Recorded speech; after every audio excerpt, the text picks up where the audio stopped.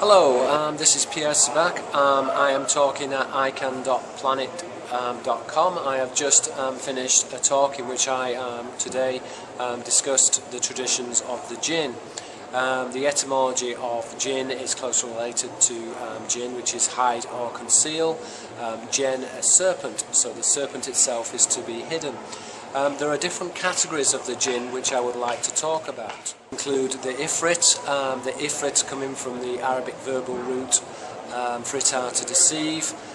Then we also have the Marid, and we also have a classification of the Jinn called the Ghoul.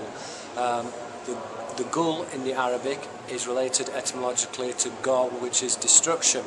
Arabic etymologists trace the noun Ghoul back to Gala, which is to seize, which would suggest that this type of entity or being is identified with the reptile.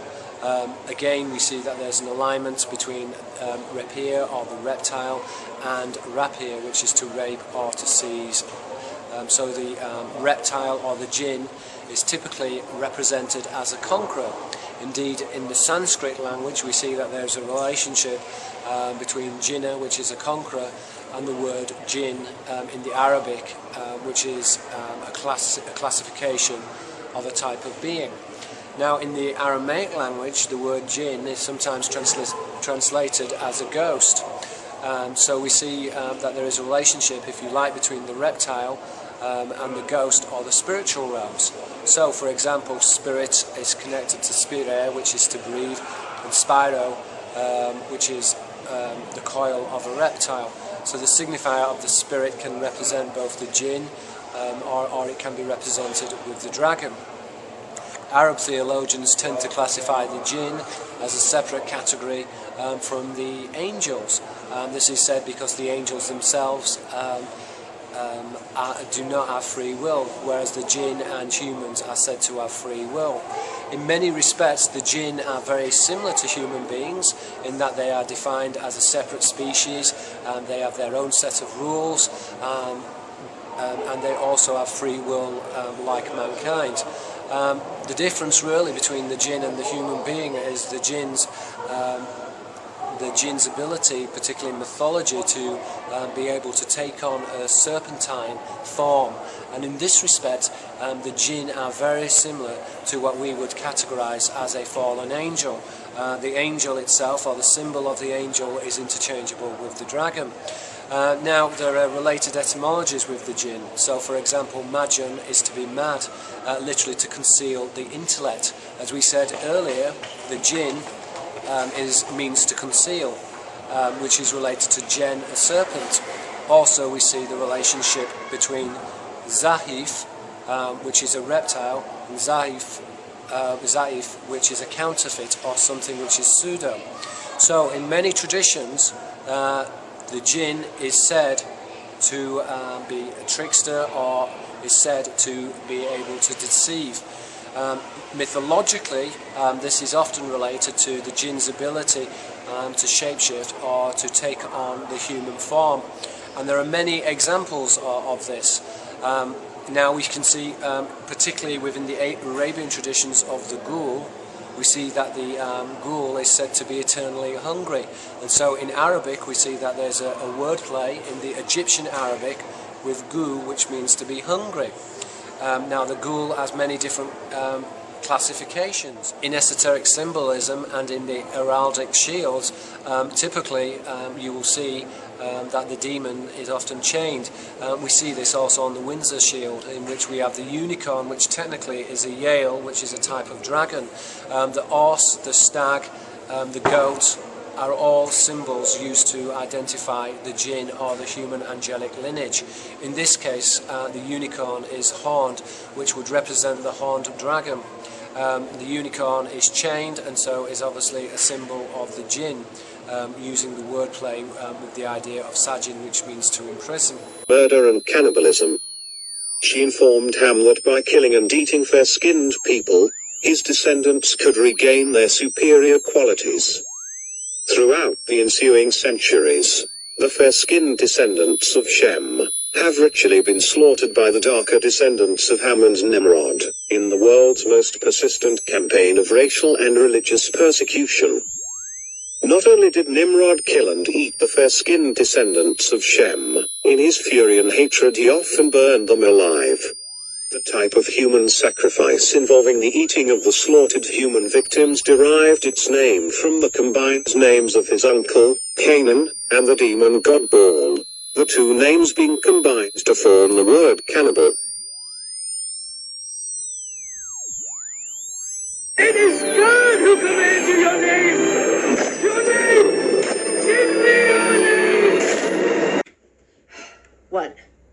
Every time you talk about this ball, you trail off. Which is really annoying, by the way. It's just, Baal has a power over me. And not just me, everyone. Yeah, he's a demon, that makes sense. He's not a typical demon. Baal doesn't use brute force, he breeds paranoia. He gets into people's psyches, turning them against each other, until they annihilate themselves. He is seductive and he's manipulative, you just can't resist him. There are powers on Earth too hidden to be seen, and conspiracies too vast to comprehend. For years, the world has seen fact distorted, reality manipulated, and the truth concealed. Join the Pierre Sebac podcast to uncover the real meanings behind ancient aliens and their symbolism.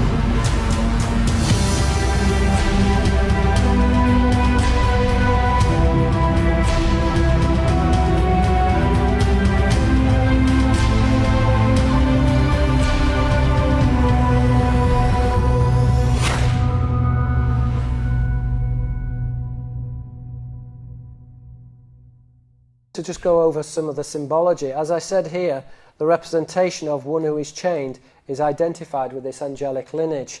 And this angelic lineage is seen to be correlated with the seraphim, or the human angelic lineage identified with a seraph or a dragon.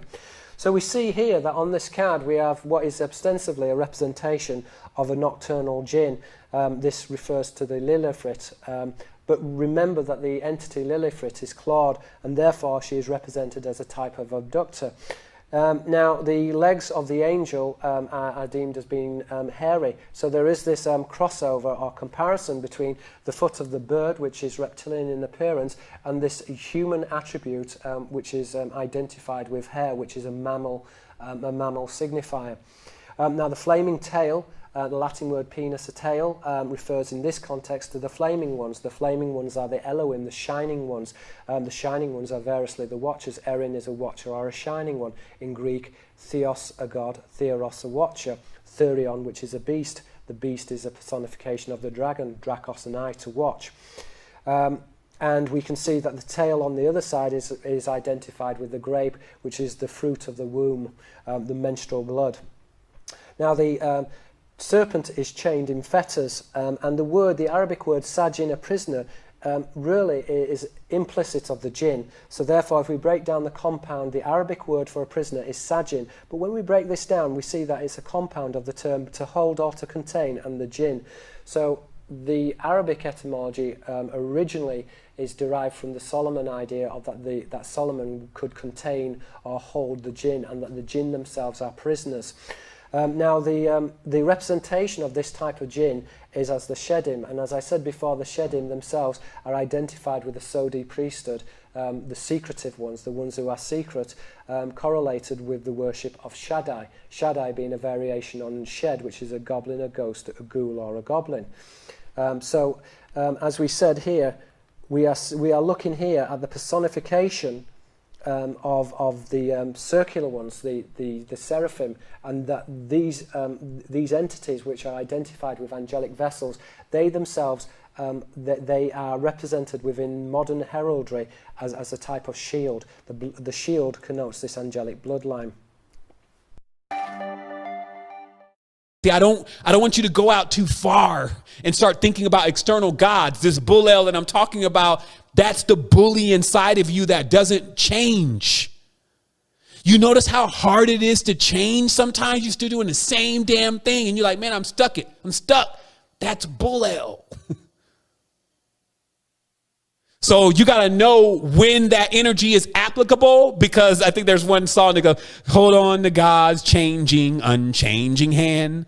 And they'll be singing this in church. And I'm like, what the hell is a changing, unchanging hand? Like, and then I would look in the book to make sure that they were even saying it right. And sure enough, you know how they got that hymn book, God's unchanging, changing hand. Old Testament, that's Bull, clearly. New Testament, that's Hermes. Old testicles, new testicles. This is the progeny or the genesis or the genealogies of the different variants of creation.